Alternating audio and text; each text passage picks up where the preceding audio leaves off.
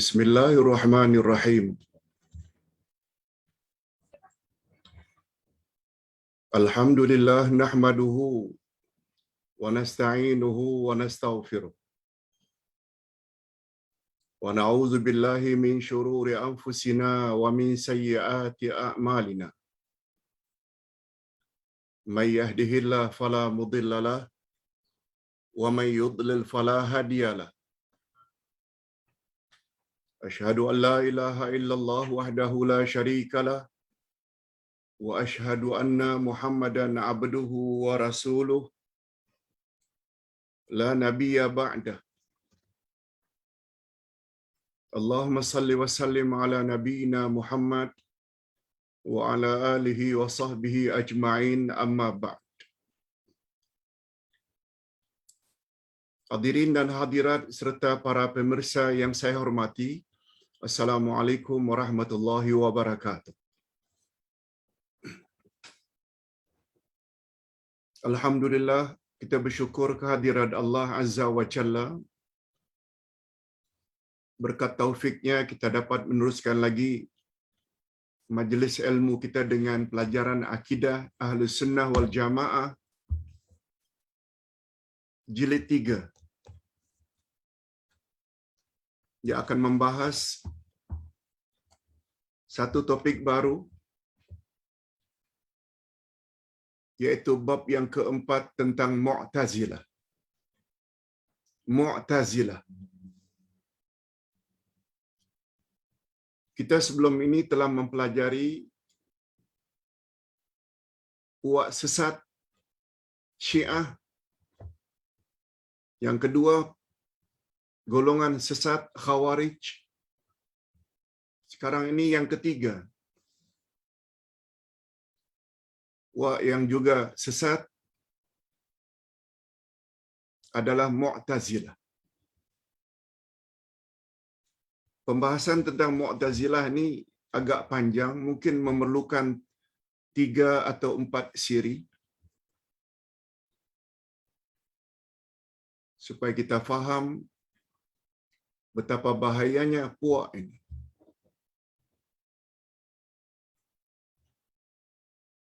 Kita namakan puak-puak ini sesat, bukan kita yang sebut. Tapi Nabi sallallahu alaihi wasallam yang telah bersabda,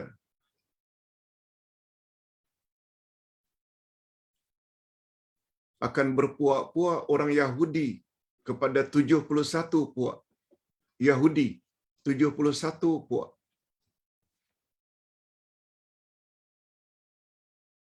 70 daripadanya masuk neraka kecuali 1. 1 itu ialah mereka yang ikut ajaran yang dibawa oleh Nabi Musa dan Taurat zaman itu. Kemudian Nabi teruskan, akan berpuak pula umat Nabi Isa, Nasrani, kepada 72 puak. Kalau Yahudi tadi 71, Nasrani Kristian 72 puak. 71 daripadanya masuk neraka kecuali 1. Mereka yang menjadi pengikut setia Nabi Isa dan kitabnya dan kitabnya Injil. Itu saja yang akan selamat. Sebagaimana pelajaran kita minggu lalu atau 2 hari yang lalu, hari Jumaat atau hari Khamis.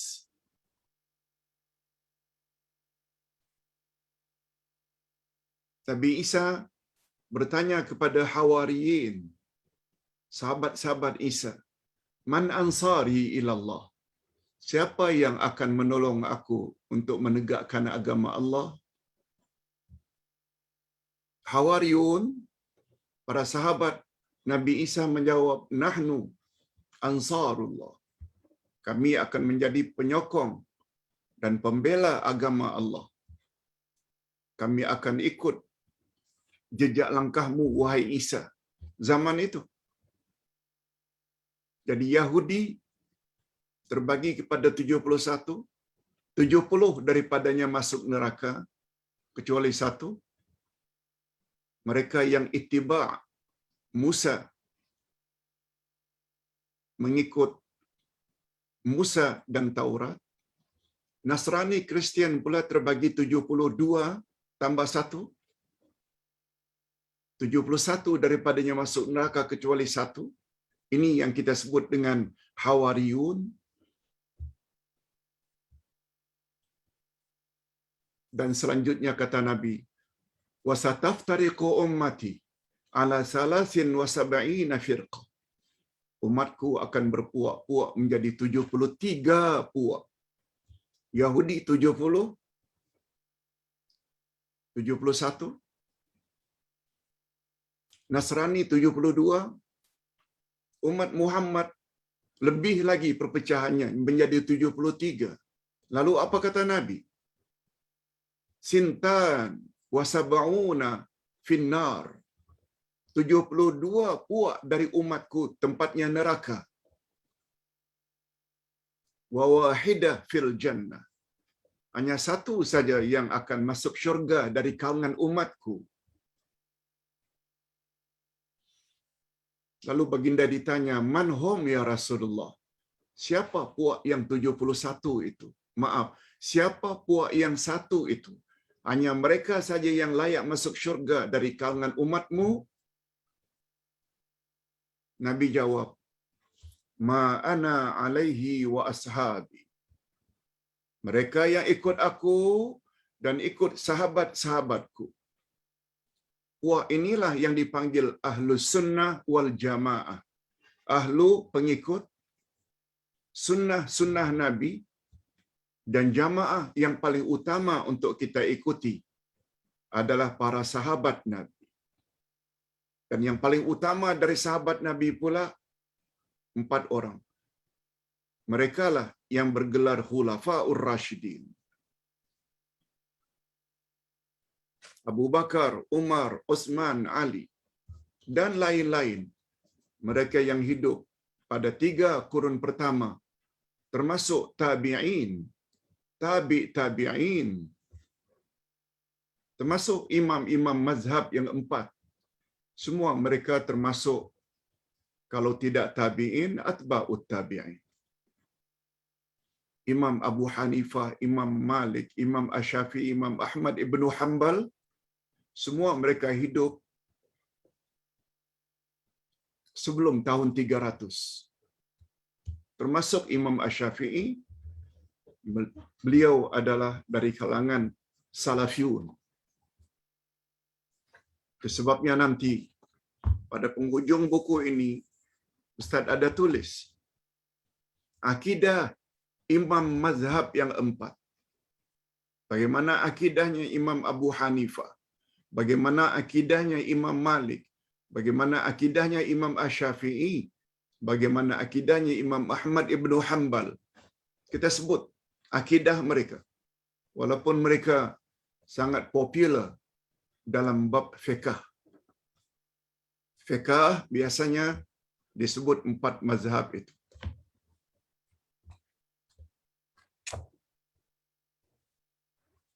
Oleh sebab itu, jangan sampai kita bermazhab Syafi'i dalam fiqh, tapi kita tolak akidah Syafi'i dalam akidah atau iman. Hadirin dan hadirat serta para pemirsa yang saya hormati.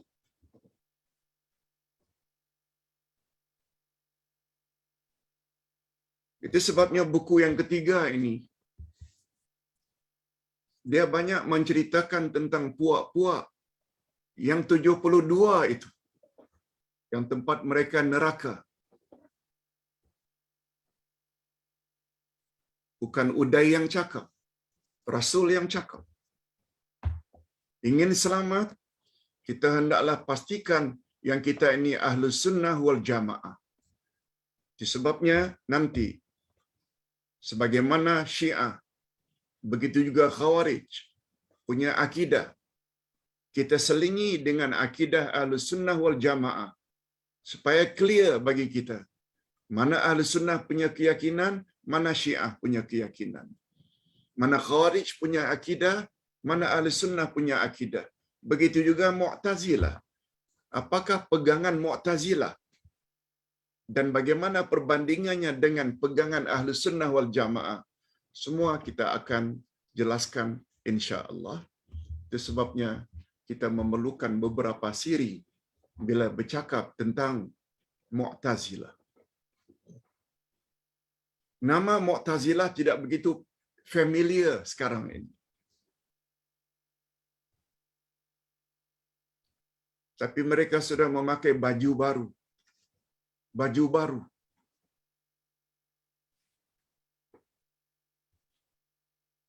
Terkadang-kadang mereka menamakan diri mereka sister in Islam. Kadang-kadang mereka menamakan diri mereka liberal. Kadang-kadang mereka menamakan diri mereka modernis, orang moden.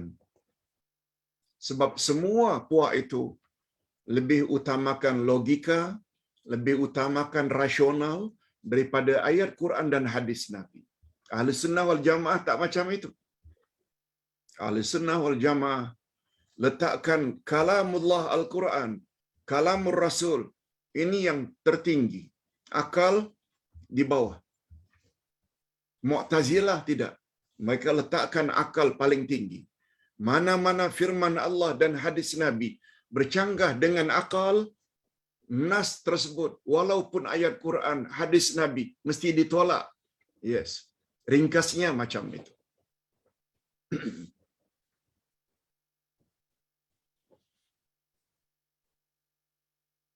Ustaz perlu awali dengan mukaddimah macam itu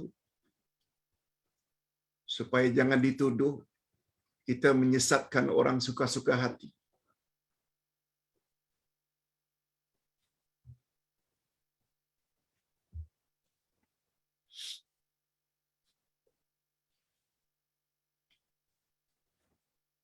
Sekarang kita ingin tahu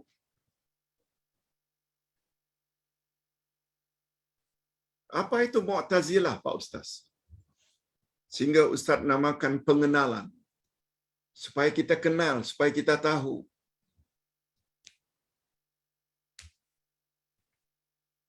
Ustaz pernah sebut, kata Sayyidina Ali, tujuan kita belajar ni ada dua. Bila guru mengajar kita agar kita follow, agar kita ikut, agar kita buat, maka ta'lim itu namanya ta'limud du'a. Guru mengajar agar anak murid ikut. Namanya ta'limud du'a. Ta'lim mengajar, doa itu mengajak. Mengajar sambil mengajak agar patuh. Kadang-kadang guru mengajar anak muridnya supaya anak muridnya waspada, berhati-hati. Tinggalkan, jauhi perkara itu. Sebab perkara itu bahaya. Nah, ta'lim jenis ini ni namanya ta'limul inzar. Jadi kalau buku satu Akidah Ahlussunnah wal Jamaah, dia membawa makna ta'limud doa. Sebab pada buku satu kita bahas rukun iman yang 6 dengan dalil-dalilnya masing-masing dari Al-Quran dan Sunnah. Ikuti. Yes. Buku satu Akidah Ahlussunnah wal Jamaah adalah ta'limu ad-du'a. Agar kita ikuti dan patuhi. Buku dua, buku sebelum ini, memperkatakan tentang perkara-perkara yang boleh merosakkan akidah. Seperti syirik, seperti ruqyah, seperti tawassul, seperti tabarruk, seperti taqdis, seperti tiyarah. Itu termasuk ta'limul inzar. Kita kena jauhi syirik, sihir dan lain-lain. Termasuk buku 3 ini, kita akan membahas puak-puak yang sesat. Syiah, Khawarij, Mu'tazilah. Kedua-dua buku terakhir ini, jilid 2 dan jilid 3, supaya kita jauhi. Cuma untuk menjauhi pun kita perlu tahulah. Berapa banyak orang-orang yang beranggapan bahawa Syiah itu bezanya dengan Ahlus Sunnah wal Jamaah kecil saja. Kalau ada yang komen seperti itu menunjukkan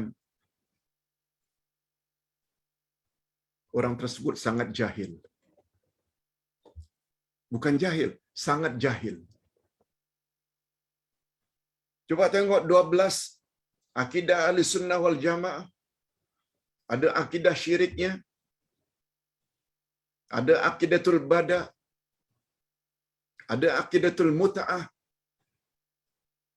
ada akidatul niyahah, ada akidah ismatul a'immah, 12 keturunan Sayyidina Ali semuanya maksum. Itukah yang kita katakan kecil? Akidah mereka tentang Al-Quran, menurut mereka Quran yang sebenarnya, yang ori, 17,000 ayat.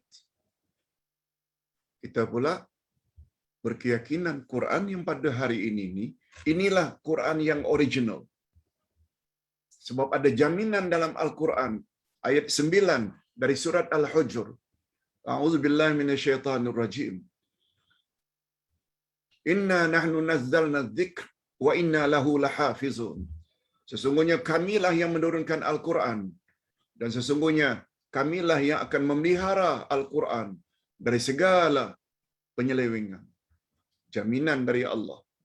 Al-Quran satu-satunya kitab yang dijamin tidak akan dapat dipalsukan. Hanya orang yang jahil saja yang mengatakan Syiah, Ahlus Sunnah kecil saja. No.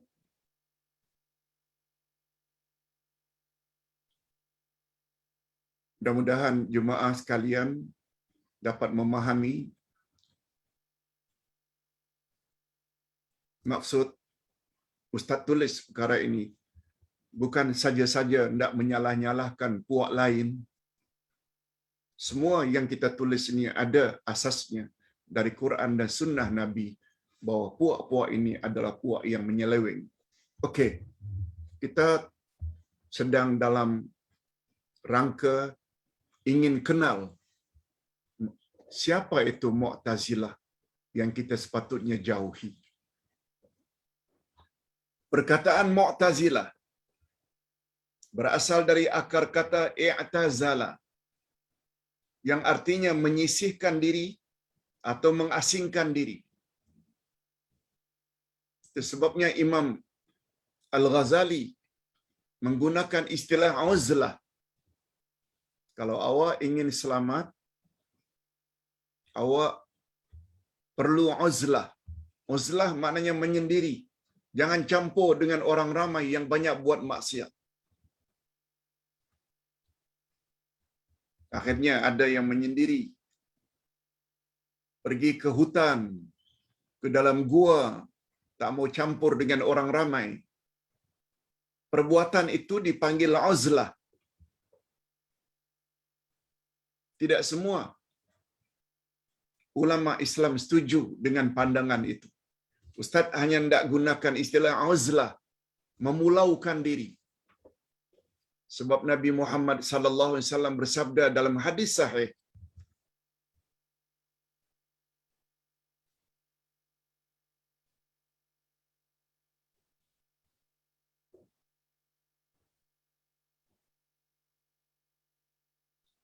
sebaik-baik orang yang beriman adalah orang yang mau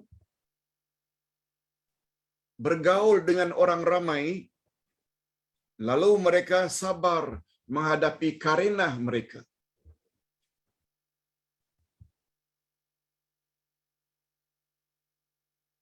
Dan bukanlah orang beriman yang baik andai kata mereka tidak mau bergaul dengan orang ramai sebab mereka tak sabar dengan karenah mereka.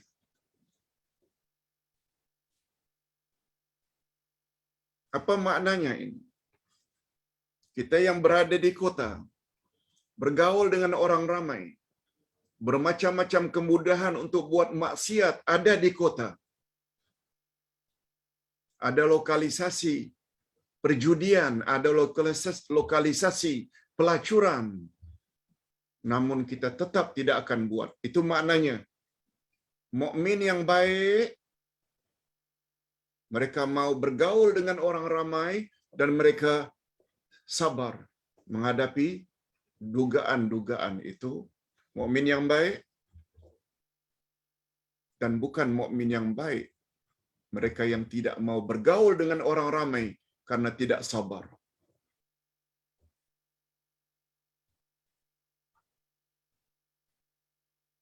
Jadi Mu'tazilah diambil dari kata uzlah atau i'tazala, menyisihkan diri, memulaukan diri. Jadi puak Mu'tazilah ialah puak yang menyisihkan diri dari orang ramai, khususnya dalam perkara-perkara yang berkaitan dengan akidah. Nah, bila ditanya pula, macam mana Pak Ustaz perkara ini boleh terjadi? Ini dia. Mu'tazilah adalah salah satu mazhab akidah. Mu'tazilah adalah salah satu mazhab akidah, bukan mazhab fiqh. Mazhab fiqh itu seperti mazhab Hanafi, Maliki, Syafi'i, Hambali. Itu mazhab fiqh. Syiah, Khawarij, Mu'tazilah, mereka adalah mazhab akidah. Mu'tazilah adalah salah satu mazhab akidah dalam Islam yang muncul pada akhir permintahan Daulah Umayyah dan berkembang pesat pada Daulah Umayyah dan berkembang pesat pada zaman pemerintahan Daulah Abbasiyah. Untuk makluman semua, setelah Khulafaur Rasyidin, Abu Bakar, Umar, Utsman, Ali berakhir tahun 40,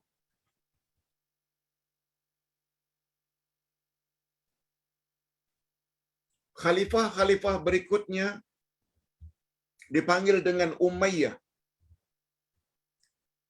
karena dia bermula dengan Muawiyah. Berakhir zaman atau era Umayyah disambung dengan Daulah Abbasiyah. Ini pembahasan tentang sirah, sejarah.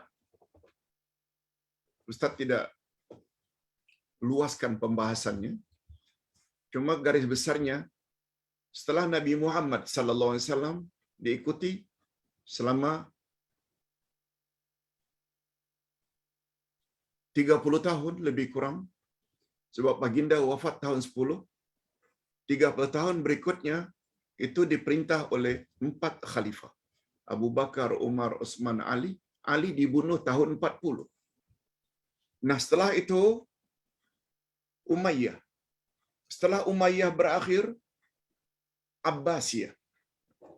Yes. Wah, ini menyandarkan pandangannya.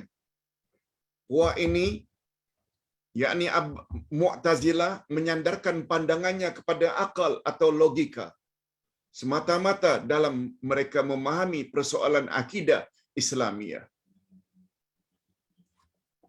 Padahal kita dulu dah sebut, Ahlus Sunnah wal Jamaah punya pandangan, referensi, rujukan akidah mereka mesti sesuatu yang meyakinkan. Kalau tidak Al-Quran, hadis Nabi yang sahih. Ahlus Sunnah wal Jamaah tidak menyandarkan akidahnya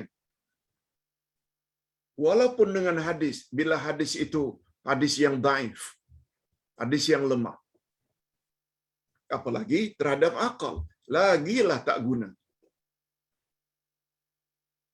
Tapi Mu'tazilah, mereka sandarkan akidah mereka, keyakinan mereka dengan akal. Kita pula yang berpahaman Ahlus Sunnah wal Jamaah Jangankan akal semata, hadis Nabi pun tak boleh dijadikan sebagai rujukan akidah jika hadis itu tidak sahih. Itu sebabnya Ustaz selalu tegur. Jemaah tanya, Pak Ustaz,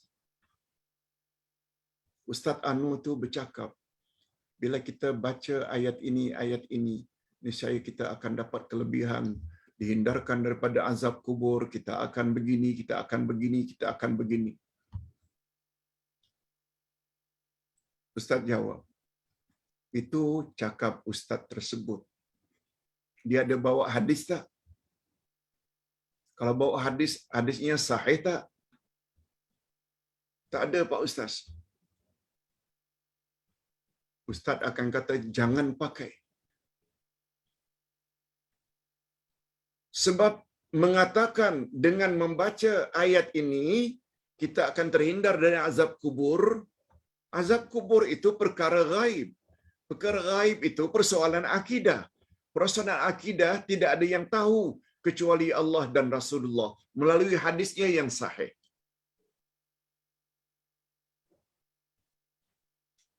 Betulkah Pak Ustaz bila baca sekali surat Al-Ikhlas ganjarannya sama dengan kita membaca sepertiga Al-Quran, iaitu 10 juzuk? Kalau itu boleh, sebab ada hadis Nabi. Betulkah Pak Ustaz bila kita membaca sebelum tidur surat Al-Ikhlas, insya-Allah kita akan dihindarkan daripada syirik? Betul, itu ada hadis Nabi. Betulkah Pak Ustaz apabila kita membaca surat Al-Kahfi pada hari Jumaat, kita akan terhindar daripada godaan Dajjal? Lebih-lebih lagi 10 ayat yang pertama, bila dihafal, terhindar kita daripada godaan Dajjal pada akhir zaman. Betul, sebab hadisnya hadis sahih riwayat Imam Muslim. Macam itu. Bukan pakai terima saja. Itu sebabnya Ustaz lebih suka kepada Ustaz yang membuat kenyataan demikian, kepada mereka ditanya, bukan kepada udai. Jenuh juga mencari.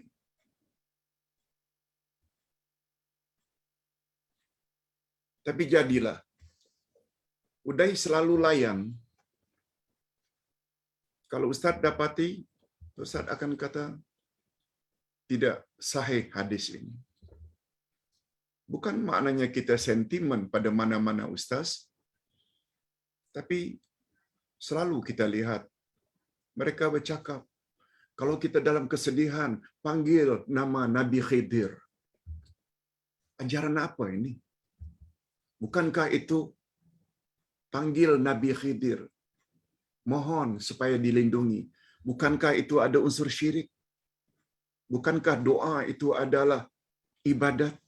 Dan ibadat tak boleh ditujukan kepada selain Allah. Jangankan kepada wali-wali tertentu, kepada Nabi Muhammad pun kita tidak boleh minta, sebab doa adalah ibadat.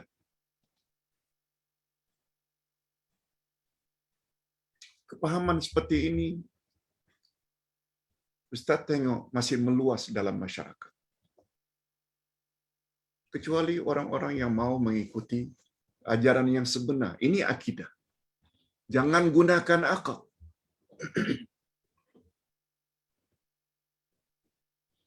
Hal ini berlaku karena puak ini sangat terpengaruh dengan pemikiran falsafah yang dibawa masuk ke dalam Islam, yang akhirnya menyelewengkan mereka atau menyisihkan mereka daripada akidah Ahlus Sunnah wal Jamaah.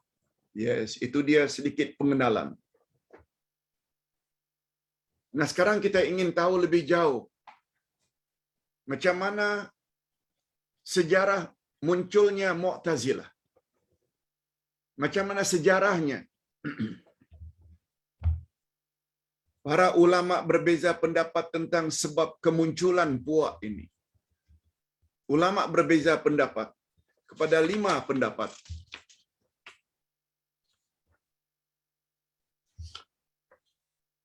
kepada 5 pendapat. Ustaz sebut dulu pendapat yang paling kuat. Di antara di bawah ini akan dibawakan beberapa pandangan. Ini pun bukan pandangan Ustaz. Itu sebabnya Ustaz buat footnote.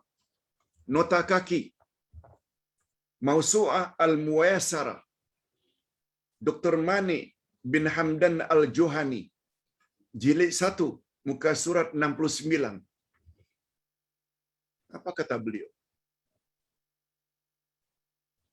Sejarah munculnya pahaman Mu'tazilah ini, yang mendewa-dewakan akal ini, yang mengenepikan Quran dan Sunnah ini, ada 5 pendapat. Pendapat yang pertama, Syekh Hasan Al-Basri, yang wafat pada tahun 110 Hijriah. Ustaz pernah cerita, Hasan Al-Basri ini, dia lahir 3 tahun sebelum Umar ibn Khattab dibunuh.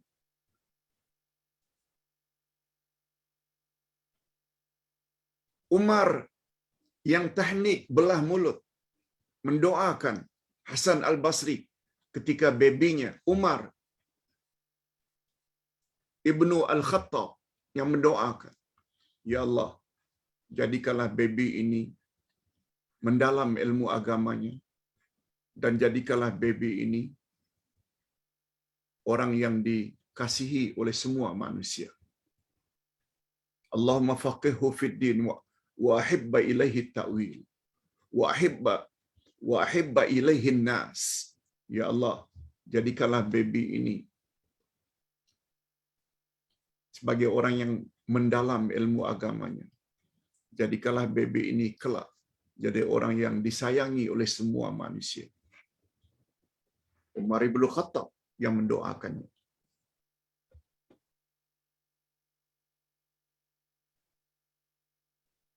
Maknanya beliau akan jumpalah setelah dewasanya dengan Utsman ibnu Affan, dengan Sayyidina Ali radhiyallahu anhu. Hasan Al-Basri ini adalah seorang ulama terkenal di Baghdad. Dia duduk di Baghdad. Salah seorang muridnya yang menekuni majlis ilmunya adalah Wasil bin Atha. Kalau Hasan Al-Basri meninggal tahun 110 Hijriah, Wasil bin Atha ini meninggal tahun 131 Hijriah. 21 tahun kemudian baru meninggal. Sejarahnya macam ini. Pada suatu hari Syekh Hasan Al-Basri ketika mengajar di Masjid Basrah. Beliau mengajar di Masjid Basrah di Iraq, menjelaskan bahawa seorang Muslim yang beriman kepada Allah dan Rasulnya, Muslim yang beriman pada Allah dan Rasulnya, lalu dia melakukan dosa besar, minum arak, berzina, berjudi umpamanya, maka Muslim tersebut masih dihukumkan sebagai mukmin, tetapi mukmin yang fasik atau mukmin yang durhaka. Tak boleh katakan dia kafir. Kita dah tahu ini pandangan Ahlus Sunnah wal Jamaah. Beza dengan pandangan Khawarij. Juga beza dengan pandangan Mu'tazilah. Kalau ia meninggal dunia sebelum bertaubat, Muslim yang beriman pada Allah dan Rasul,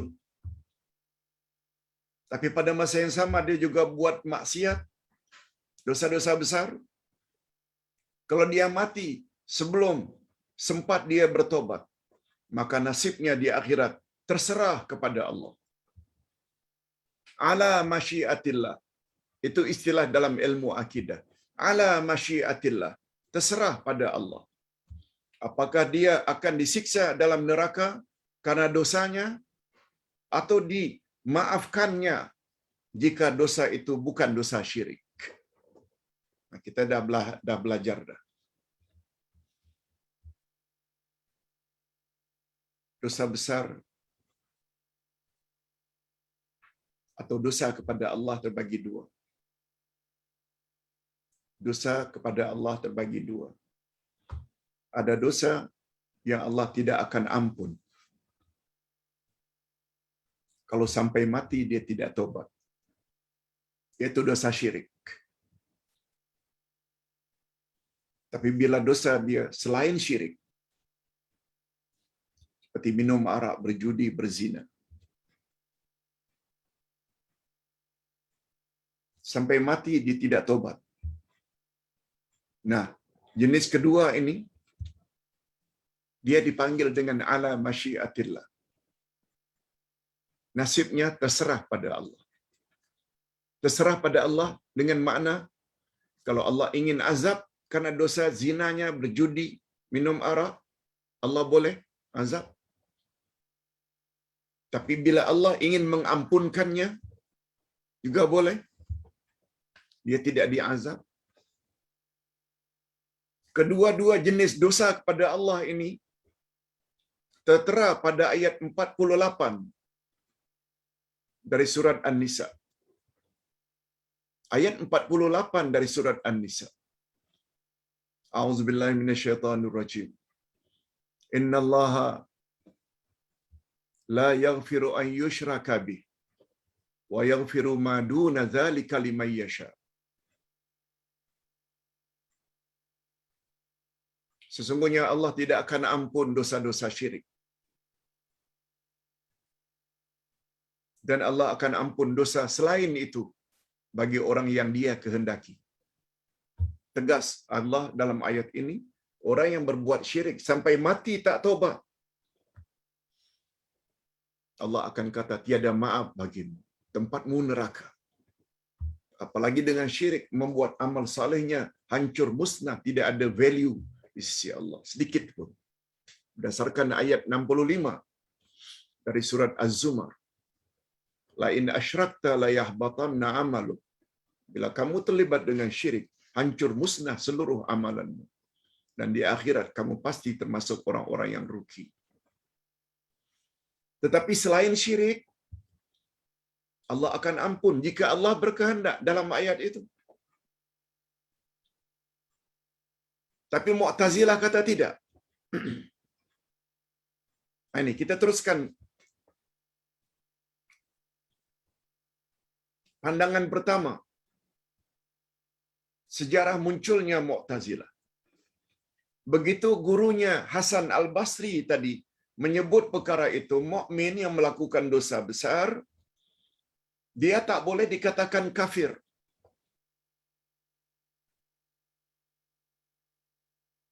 Dia masih lagi mukmin, cuma mukminnya rosak karena dia durhaka. Mereka dipanggil dengan mukmin fasik.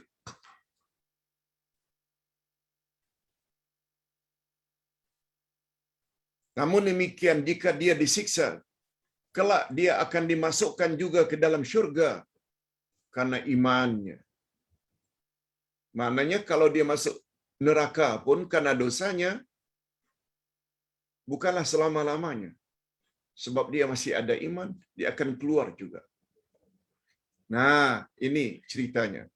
Wasil bin Atha, salah seorang murid Hasan Al-Basri, tidak sependapat dengan gurunya.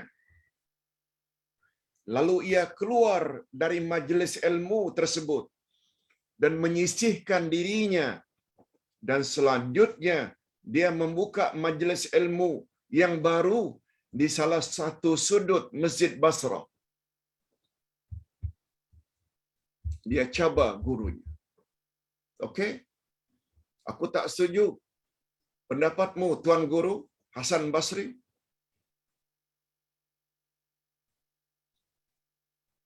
Bagiku, mana-mana mukmin melakukan dosa, dia wajib disiksa. Bukan terserah pada Allah.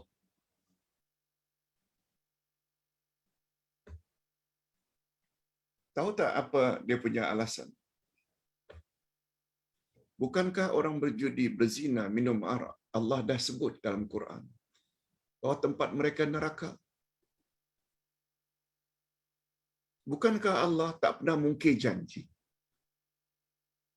Itu cara berfikirnya. dia gunakan akal. Kalau Allah tidak azabkan dia ke dalam neraka, bermakna Allah bohong. Itu cara dia gunakan akal. Dia lupa sama sekali dengan nama-nama Allah. At-Tawwab, Maha Penerima Taubat. Al-Ghafur, Maha Pengampun.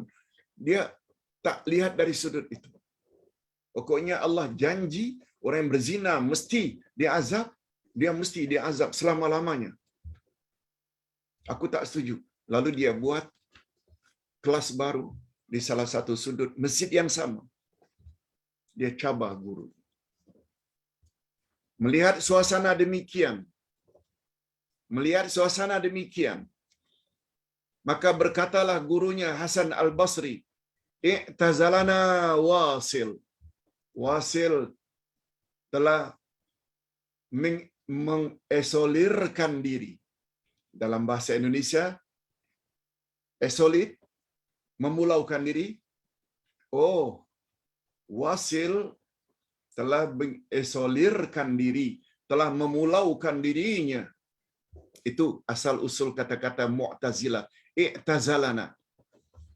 Wasil telah mengasingkan dirinya daripada kita. Bermula dari peristiwa inilah Wasil dan murid-muridnya menyisihkan dirinya dari gurunya, dan inilah yang menyebabkan puak ini dinamakan dengan puak Mu'tazilah. Puak yang menyisihkan diri, puak yang mengesolirkan diri, puak yang memulaukan diri. Okey. Kita tambah dengan pendapat kedua, ketiga, keempat, kelima, tapi ingat, pendapat inilah yang lebih kuat. Pendapat yang pertama.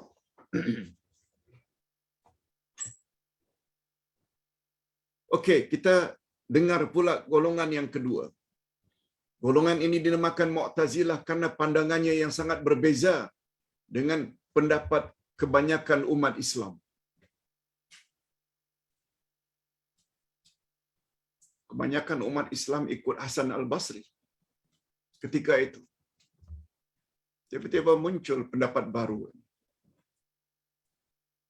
Perbezaan yang sangat ketara ialah dakwaan mereka bahawa Muslim yang berdosa akan berada di antara dua kedudukan yang menurut istilah mereka dipanggil manzilatun baina manzilatain, iaitu mereka akan berada di antara dua tempat.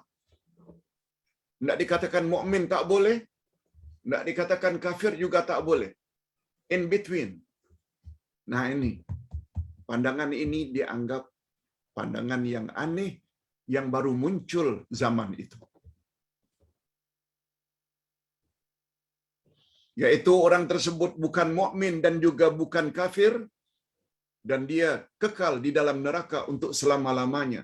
Lihat, ini berbeza dengan tuan gurunya Hasan Al-Basri. Akibat dari pandangannya yang aneh dan ganjil ini, akhirnya mereka tersisih dari puak Ahlus Sunnah wal Jamaah, lalu mereka dinamakan Mu'tazilah. Ini pendapat yang kedua.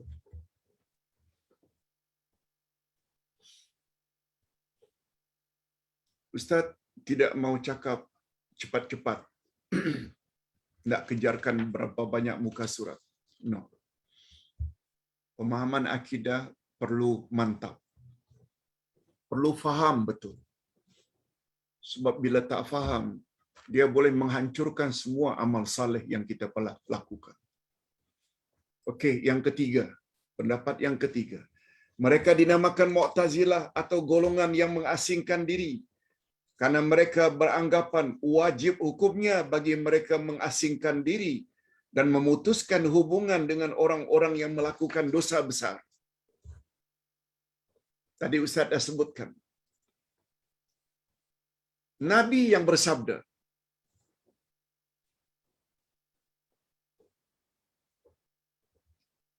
Muslim yang baik adalah Muslim yang mau bergaul dengan orang ramai. Dan mereka sabar menghadapi karenah mereka, talingkah mereka.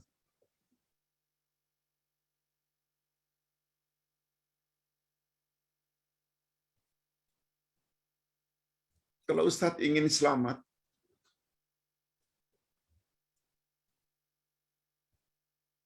Ustaz tidak buka peluang kepada jemaah untuk bertanya. Sebab untuk menjawab pertanyaan perlu kaji.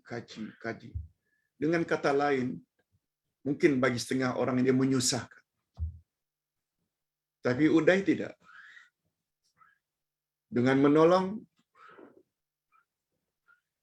orang yang belum tahu sehingga menjadi tahu, akhirnya dapat petunjuk, kita dapat ganjaran pahala di sisi Allah. Ini maksudnya.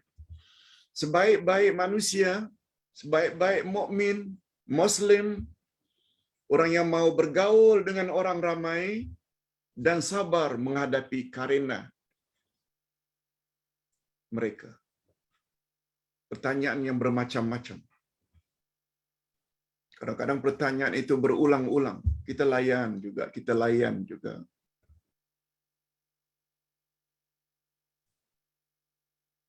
Dan bukanlah namanya Muslim dan mukmin yang baik. Andai kata dia tidak sabar, andai kata dia memulaukan diri, tak mau bergaul dengan orang ramai, karena tak sabar dengan karena mereka. Nah, itu bukan orang yang baik.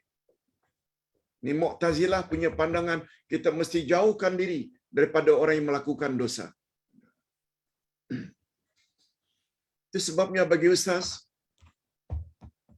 ulama yang berada di kota lebih tinggi kualiti imannya berbanding ulama yang menjauhkan diri di kampung dan di pedalaman. Memang mereka tak melakukan dosa,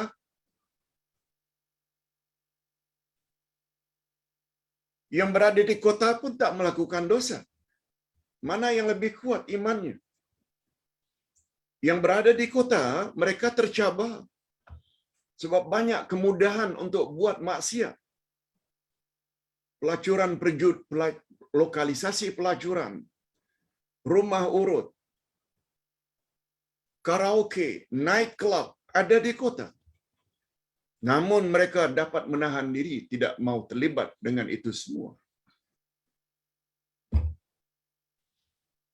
Adapun orang alim yang berada di dusun, terperuk di pedalaman, memang tak buat dosa.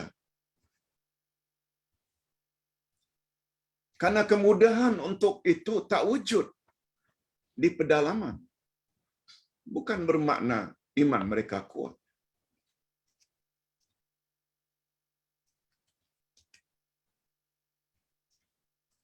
Itu sebabnya Umar ibn Khattab ketika ditanya, "Ya Amiral Mukminin,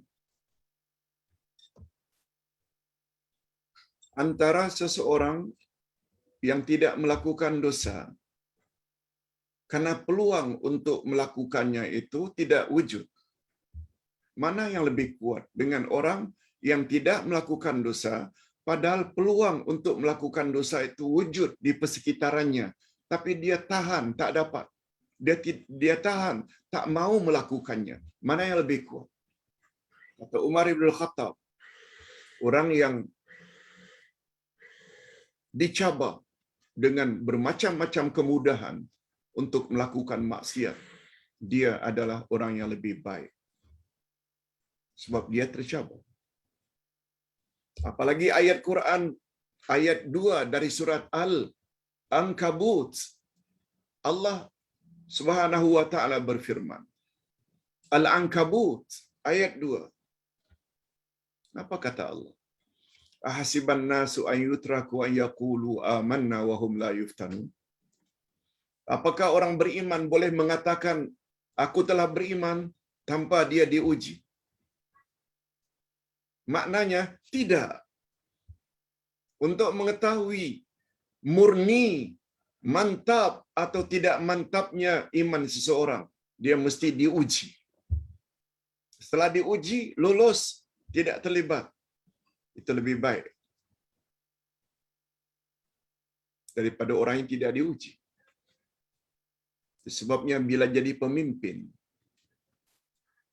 in the same time dia tidak rasuah, padahal peluang sangat banyak. Orang ingin beri under table, asal lulus kontraktor atau satu-satu projek. Dia boleh dapat sebenarnya dengan tanda tangan saja. Tapi dia tetap tidak. Andai kata ada yang macam itu yang terbaik. Daripada orang yang tidak ada kedudukan, memang tidak ada peluang pun untuk dapat under table. Sebabnya berapa banyak orang-orang yang terlibat dengan rasuah. Semuanya mereka orang yang punya kedudukan. Na'udzubillah min dzalik. Kita berdoa pada Allah, mudah-mudahan kita dilindungi daripada penyakit demikian.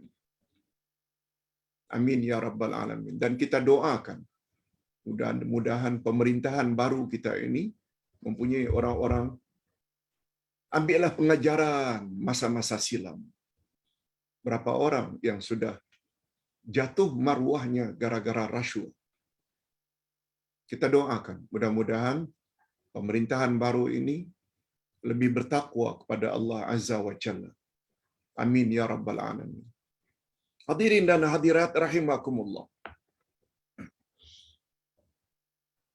Ustaz teruskan dengan pendapat yang keempat.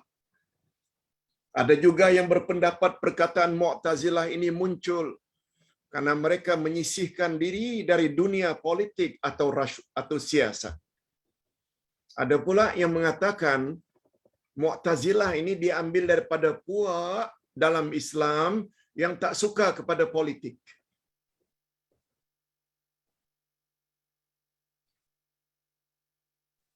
Hadirin dan hadirat, ini satu hal lagi. Ustaz dah berkali-kali mengatakan antara Islam dengan politik, dua yang tak boleh dipisahkan. Mengatur segala sesuatu sesuai dengan kehendak Allah, itu politik lah itu. Mengatur rumah tangga, mengatur masyarakat, mengatur daerah, mengatur negeri, mengatur negara. Bukankah Nabi Muhammad sallallahu alaihi wasallam pernah mengatur negara yang namanya Daulah Islamiyah?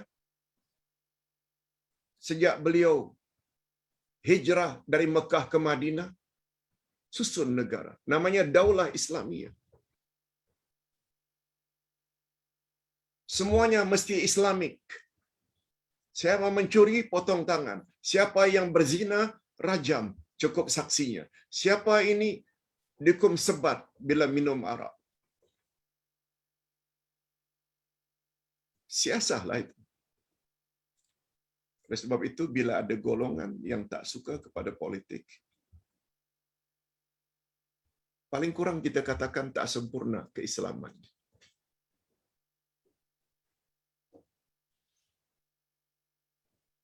Sampai Nabi sallallahu alaihi wasallam bersabda, Ustaz ada sebut beberapa hari yang lalu, innallaha yarda lakum salasa. Allah redha padamu bila kamu lakukan tiga perkara. Anta'budullaha wa la tusyriku bihi syai'a. Pertama, ingin mendapat redha Allah, sembahlah Allah yang Maha Esa. Jangan buat syirik. Satu. Wa anta tasimu bihablillahi jami'a wa la tafarraqu. Hendaklah kamu berpegang teguh dengan agama Allah. Jangan kamu berpecah belah. Nah, yang ketiga. Wa antu nasihu man wallallahu alaikum man wallahu Allahu alaikum. Hendaklah kamu menasihati pemimpin kamu. Hendaklah kamu menasihati orang-orang yang sedang menjadi pemimpin kamu. Bukankah ini urusan politik? Sebabnya dalam Islam, bila pihak pemerintah melakukan perkara-perkara yang baik-baik, kita kena sokong. Bila pihak pemerintah buat perkara-perkara yang menyeleweng dari ajaran agama, kita hendaklah tegur. Itu yang betul. Ustaz tidak hanya mengatakan sikap yang tidak betul, sokong terus. Baik ke tak baik, pemimpin sokong terus. Tak betul. Dan juga adalah tidak betul. Segala yang pemerintah buat, walaupun baik, Tak betul terus. Kita ummatan wasata. Wasata maknanya adlun wa khiyar. Kita hendaklah meletakkan sesuatu pada tempatnya. Bila perlu ditegur, tegur. Perlu disokong, sokong. Yes, itu namanya iktidal atau adil. Bukan mengampu terus. Tak betul. Itu sebabnya kata Abu Bakar ketika diangkat menjadi khalifah pertama. Apa kata Abu Bakar? Apabila aku dalam memerintah ikut jalan yang lurus sebagaimana Allah kehendaki dan Rasul kehendaki, bantu aku. Bahasa sekarang ni, sokong aku, support aku. Tapi bila aku menyimpang dalam memerintah daripada siratal mustaqim, tegur aku, kritik aku. Yes. Ini dia Islam. Bukan sokong tak menentu. Bukan tegur tak menentu. Sebagaimana yang kita lihat pada hari ini. Di media sosial. Yang mengutuk kerjanya mengutuk terus. Yang menyokong kerjanya menyokong terus. No. Ustaz bila bercakap begini, orang cakap ini politik lah Ustaz. Ustaz cakap tentang politik lah. Tak boleh ke bercakap perkara sebenar yang dikehendaki oleh Islam. Islam tu macam ini. Islam agama ilmu. Ilmu yang diambil dari Quran dan sunnah Nabi. Bukan akal. Hadirin dan hadirat rahimakumullah. Bagi Ustaz, kita orang Islam bukan saja tak rela diperintah oleh orang kafir, malah apabila diperintah orang Islam yang condong pada Syiah pun kita tolak. Sebab itu bukan puak yang selamat.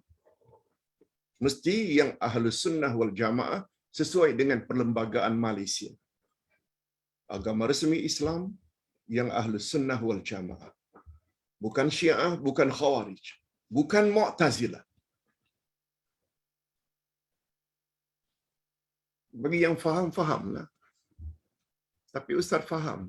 Bagi yang terlalu fanatik dan ta'assub dan menjadikan seseorang sebagai idola, tak suka dengar macam ini. Tapi sebagai guru, Ustaz kena cakap perkara yang sebenar. Letakkan sesuatu pada tempatnya. Hadirin dan hadirat rahimakumullah.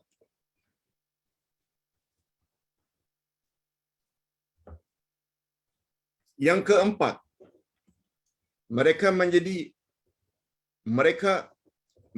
pada asalnya ialah puak Syiah. Mu'tazilah ni rupanya daripada Syiah yang sangat cenderung kepada Sayyidina Ali bin Abu Talib. Mereka menjadi patah hati akibat penyerahan status kekhalifahan daripada Khalifah Hasan bin Ali bin Abi Talib kepada Khalifah Muawiyah bin Abu Sufyan dari Bani Umayyah. Yes, ini yang kita ceritakan tadi. Selesai Ali, pindah pada anaknya dulu, Hasan. Hasan tak tahan, serahkan kepada Muawiyah. Di situlah bermulanya kerajaan Umayyah.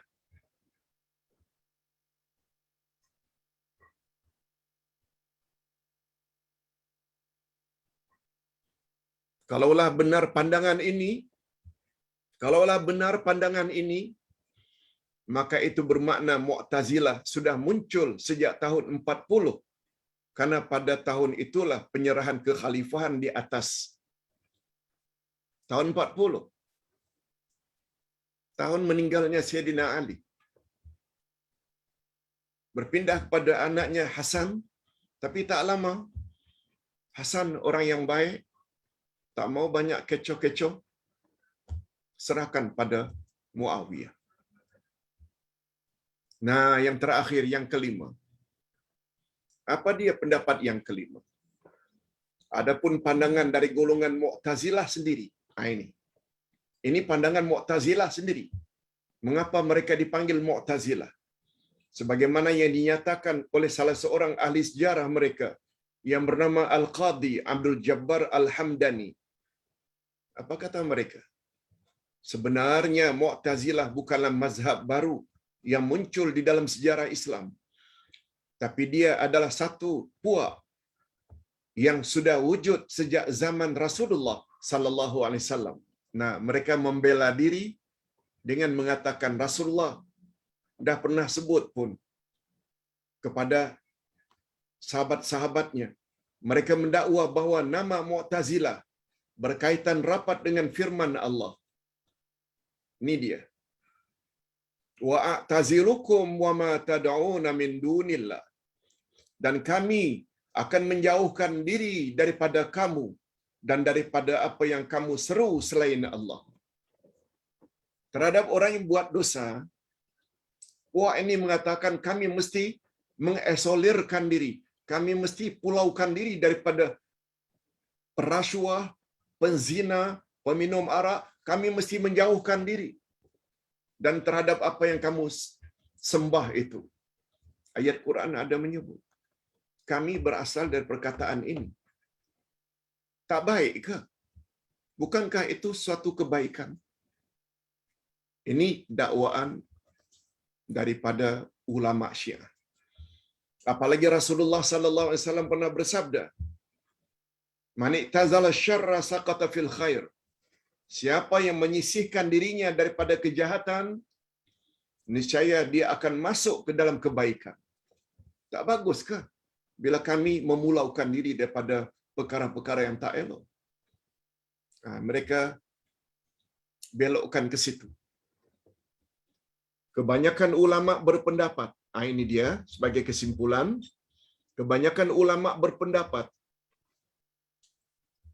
ini majority, kemunculan Mu'tazilah sangat berkait rapat dengan sikap Wasil bin Atha, iaitu pada sebab yang pertama tadi, antara Hasan Al-Basri dengan muridnya Wasil bin Atha yang menyisihkan dirinya daripada Hasan Al-Basri. Hakikat ini dapat kita lihat dengan jelas tentang latar belakang sejarah akidah zaman itu sebagaimana yang dikisahkan oleh Syekh Al-Baghdadi.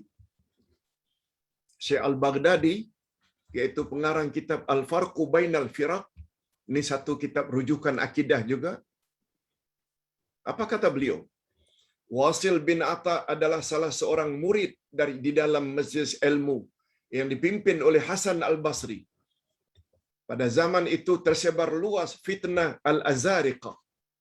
Al-Azariqah ni salah satu puak daripada Khawarij. Kita dah bahas. Dia ada kaitan semuanya ini dengan Syiah dan Khawarij. Mu'tazilah muncul. Pada zaman inilah umat Islam berbeza pendapat tentang Muslim yang melakukan dosa. Dia Muslim atau Muslimah. Lalu dia melakukan dosa. Lalu kata Al-Baghdadi, terdapat 5 puak. Dalam hal ini terdapat 5 puak.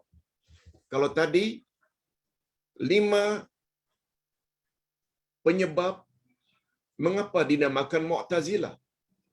Nah, berikut ini dari kalangan Mu'tazilah pula yang paling berbahaya, ini dia. Golongan yang 5 berikut. Pertama, puak Azariqah. Yang kedua namanya puak An-Najadat. Yang ketiga, puak Ibadiyah. Yang keempat, golongan yang lain-lain pula. Dan yang kelima, ulama tabi'in. Ulama tabi'in. Hadirin dan hadirat rahimakumullah. Berhubung masa kita dah habis, supaya mendapat penjelasan yang lebih lengkap dan lebih teratur serta sempurna, kita tangguh penjelasan tentang yang 5 ini cukup menarik. Sebab sama ada Azariqah itu Khawarij, Najadat juga Khawarij. Ibadiyah juga Khawarij. Golongan lain ada lagi. Nah, golongan yang selamat dari 5 ini, yang wujud zaman itu, adalah ulama tabi'in. Siapa ulama tabi'in? Inilah yang dipanggil dengan Ahlus Sunnah wal Jamaah. Supaya mendapat penjelasan yang komplit, sempurna, mudah difahami, Ustaz minta izin untuk sampai di sini dulu, dan kita akan sambung insya-Allah pada minggu hadapan insya-Allah. Kita akhiri dengan doa. Alhamdulillahirabbil alamin. Wassalatu wassalamu ala asyrafil anbiya'i wal mursalin wa ala alihi wa sahbihi ajma'in. Allahumma aslih lana dinana alladhi wa ismatu amrina wa aslih lana dunyana allati fiha ma'ashuna wa aslih lana akhiratana allati ilaiha ma'aduna waj'alil hayata ziyadatan lana fi kulli khair waj'alil mauta rahatan lana min kulli syarr.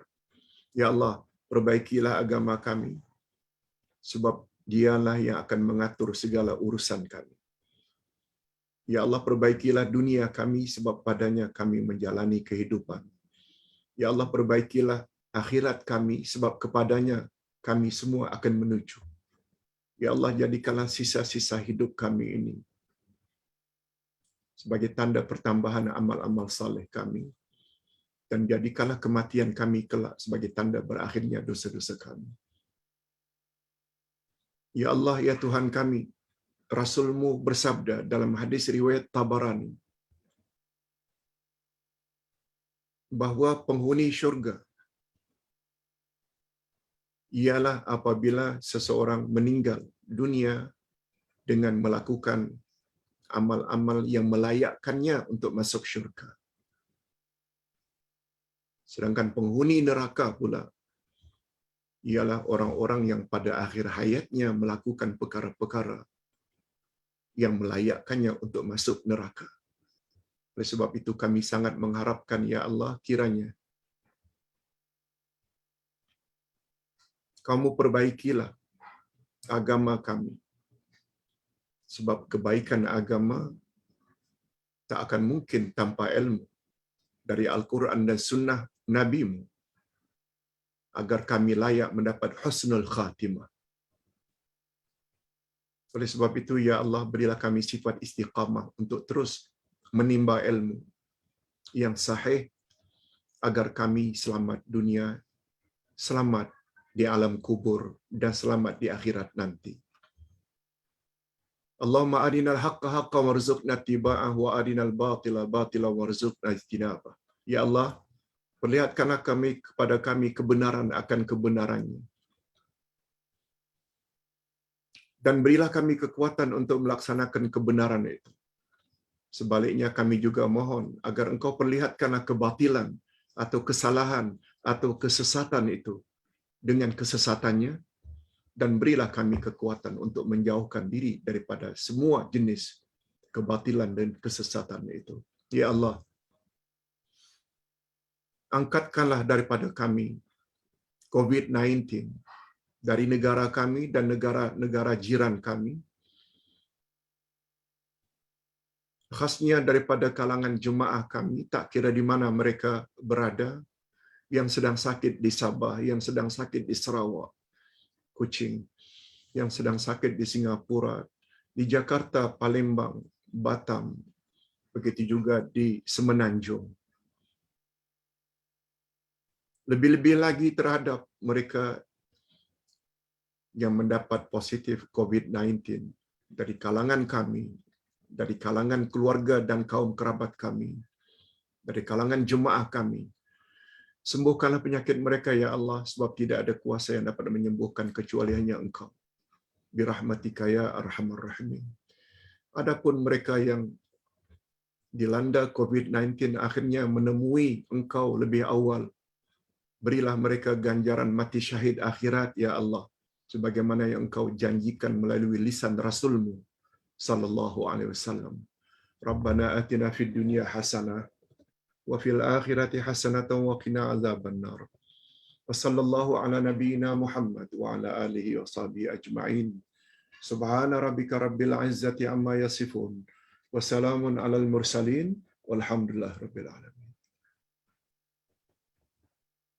Subhanakallahumma wa bihamdik. Asyhadu an la ilaha illa anta astaghfiruka wa atubu ilaik.